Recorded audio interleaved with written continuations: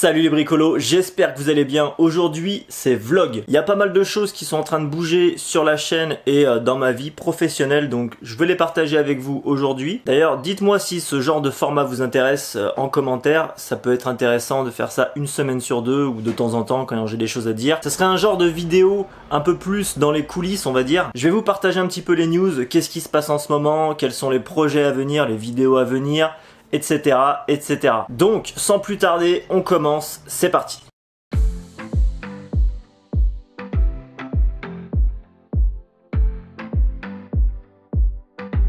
Donc déjà, première chose, je suis en train de m'équiper un peu plus professionnellement dans le but de lancer la fabrication de mobilier à la vente. Donc ça c'est une première nouvelle en exclu. Du coup, j'ai réorganisé entièrement l'atelier, donc je vais vous montrer un petit peu ce que j'ai fait et ce qui va venir un peu plus tard.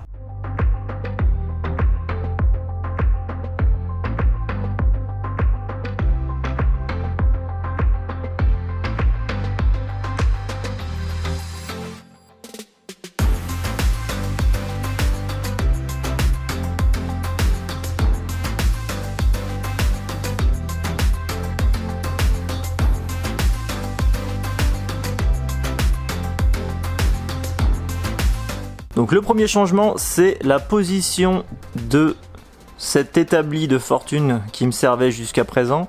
Il était ici, donc je l'ai décalé jusqu'au fond, voilà, pour me libérer toute cette place. Donc toute cette place, ça va être la partie machine, aspirateur, raboteuse, aspiration, etc. Ensuite, cette petite étagère où je mets tout ce qui est serre-joint, produits, abrasifs, scotch, etc.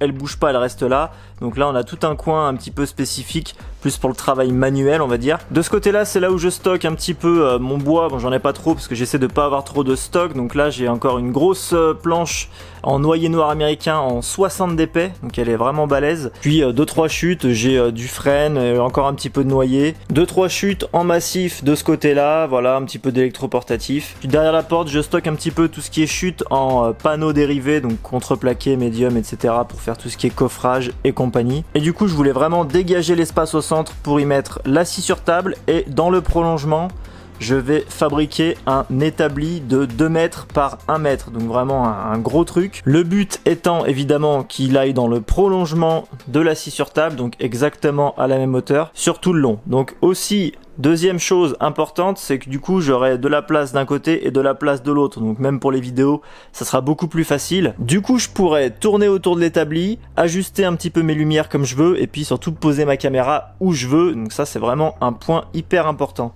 L'intérêt d'avoir un établi vraiment très large, parce que 1 mètre de large c'est quand même assez balèze, c'est que du coup j'aurai beaucoup de place pour faire des coulées, pour faire du surfaçage. Au moins je serai tranquille de ce côté là. Je vous filmerai tout, de toute façon j'ai l'intention de faire une vidéo sur la fabrication de mon établi. Je reçois le bois d'ailleurs demain, donc j'ai très hâte d'attaquer. Pour ce qui est des vidéos à venir, j'ai pas mal de choses qui sont en cours de tournage. Donc on a la console que j'étais en train de faire, que j'ai été obligé d'arrêter à cause de mon souci de SAV. Je vous renvoie d'ailleurs au vlog numéro 7 qui est sorti il y a 2 semaines, qui s'affiche juste là si vous l'avez pas vu. En plus, il y aura la vidéo unboxing, montage et test du router sled professionnel de chez Woodpecker que j'ai commandé des États-Unis. Une vidéo unboxing et test de la défonceuse OF 1400 Festool. Pour ce qui est des projets, j'ai pas mal d'idées en tête et vous pouvez également me donner vos suggestions en commentaire, c'est fait pour ça, n'hésitez pas. J'avais pour idée de fabriquer une petite boîte à bijoux, vraiment avec du plaquage de folie, des assemblages magnifiques, à quelque chose de vraiment très fin,